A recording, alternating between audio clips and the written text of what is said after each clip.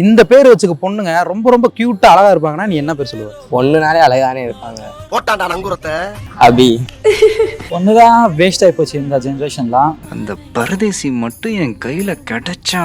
அபியா? ஏன்? பார்த்துருக்கேன் நிறைய. அப்ப எத்தனை அபிடா பார்த்த? உங்க சுத்தமாக தான் பார்த்துருக்கேன். எப்படி நடந்து வரப்போ உனக்கு இவங்க தான் அபின்னு தெரியும்? அமைச்சர் இந்த முறை மாட்டுவான். தெரியும், ஏரியா கிட்டலாம் இருக்காங்க. ஓ, ஏரியா கேர்ள்ஸா? Mom is the best thing in the world. Name Mary. Mary. முன்னாலே அழகா இருப்பாங்க. எடுத்துக்காட்டுக்கு மீனாட்சி அம்மன் கோயில் வேணா போய் பார்த்துட்டாங்க. உங்க லைஃப்லயே ரொம்ப அழகான கியூட்டான ஒரு பொண்ணோட நேம்னா என்ன நேம் சொல்லுங்க? யசோதை, செல்வி, கீர்த்தனா, அபிகா. எங்க அம்மா தான். அம்மா ஒரு பேரு வள்ளி. அமுதா எங்க அம்மா பேரு. அம்மா பேரு எல்லாருமே அம்மா பேர் தான்ப்பா சொல்றாங்க. ஓமனத்து பிச்சாத்தா. ஓமனத்து பிச்சாத்தா யார் இது? எங்க அப்பா தான் பேருங்க. அப்படி ஒரு பொண்ணே கிடையாதுங்க.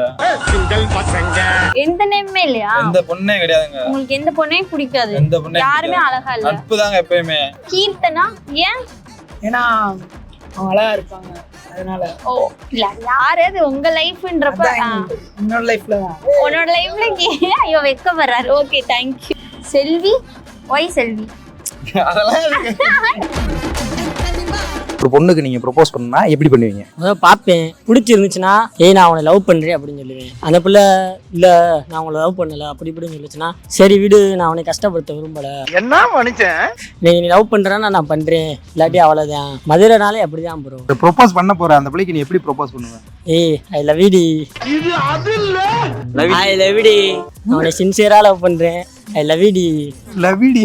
லவ் யூ டி. மதுரை ஸ்லாங்ல பண்ணணும். மதுரை ஸ்லாங்லனா ஏங்க I am love you. I am love you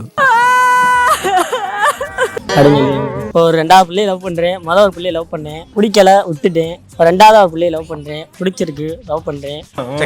வாழ்த்துக்கள். சரி போ லைட்டா போறாங்க. சூப்பர்யா, தேங்க்யூ. ஒரு பொண்ணுக்கு மதுரை ஸ்லாங்ல லவ் ப்ரொபோஸ் பண்ண சொன்னா நீங்க எப்படி பண்ணுவீங்க? இல்லை வாரி எத்தனை நாள் உன்னை சுற்றிக்கிட்டே இருப்பேன் முன்னாடி.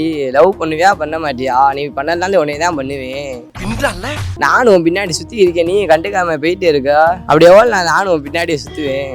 ஏதாவது பார்த்து ஏதாவது அவன் சொல்லிவிட்டு போ. பிடிச்சிருந்தா பிடிச்சிருக்குன்னு சொல்லு, இல்லைனா இல்லைன்னு சொல்லு. ஆனால் எனக்கு உன்னை பிடிக்கும். ஐ லவ் யூ டி. ப்ரோ, லவ்ல நீங்க ரோமியோவா ரோபோவா?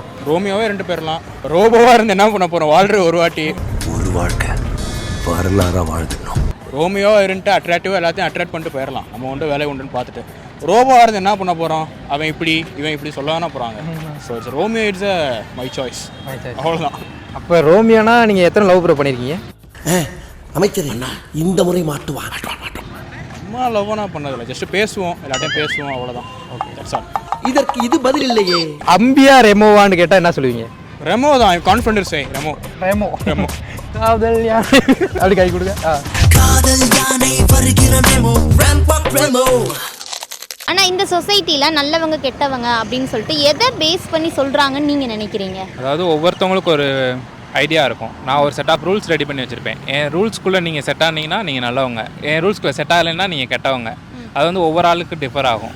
இப்போ ஜென்ரலாக இப்போ பார்க்குறீங்கன்னா, இப்போ நான் கோயிலுக்கு போகிறேன். கோயில் போகும்போது அங்கே ஒருத்தவங்க இருப்பாங்க, நான் வேஷ்டி கட்டிட்டு வந்தால் தான் நல்லவன், ஷார்ட்ஸோ ஃபேண்ட்டோ போட்டு போனால் அவங்க கண்ணுக்கு நான் கெட்டவன். அதே மாதிரி ஒரு ரிலேஷன்ஷிப்பு இல்லை ஃபேமிலிக்குள்ளே போயிட்டீங்கன்னா உங்களை வச்சு எனக்கு யூஸ் இருந்தால் நீங்கள் நல்லவங்க, யூஸ் இல்லைன்னா நீங்கள் கெட்டவங்க. நல்லவனா இருந்தாலும் கெட்டவனா இருந்தாலும் கண்டிப்பா மோட்சம் தான் கிடைக்காதடா. இதுதான் சரி இதுதான் தப்புன்னு சொல்லிட்டு எந்த ரூல்ஸுமே நமக்கு ஸ்டார்டிங்லேருந்து இல்லை. நம்ம எதையுமே வந்து ஃபாலோ பண்ணணும்னு அவசியம் இல்லை. உங்களுக்கு பிடிச்சிருக்கிறத செய்யுங்க, அது சரி. உங்களுக்கு பிடிக்காத செய்யாதீங்க, அது தப்பு. அவ்வளோதான்.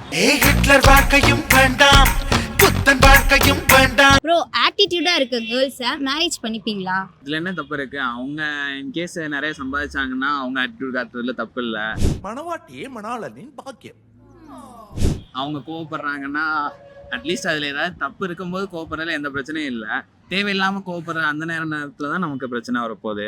நாம நம்ம பொண்டாட்டியை எப்படி நடத்துறோன்றதை வச்சுதான் நாம எப்படிப்பட்ட அம்மாவுக்கு பிறந்திருக்கோன்றது இந்த உலகத்துக்கு தெரியும். சின்ன சின்ன விஷயத்துக்கு நிறைய கோவப்படுவாங்க, நிறைய ரெஸ்பெக்ட் பண்ணணும் அப்படிங்கிற மாதிரி எதிர்பார்ப்பாங்க. மற்றபடி எல்லாமே ஓகே தாங்க. ஓகேவா இருக்காங்க. ஸோ அவங்களுக்குலாம் நீங்க என்ன சொல்லணும்னு நினைக்கிறீங்க?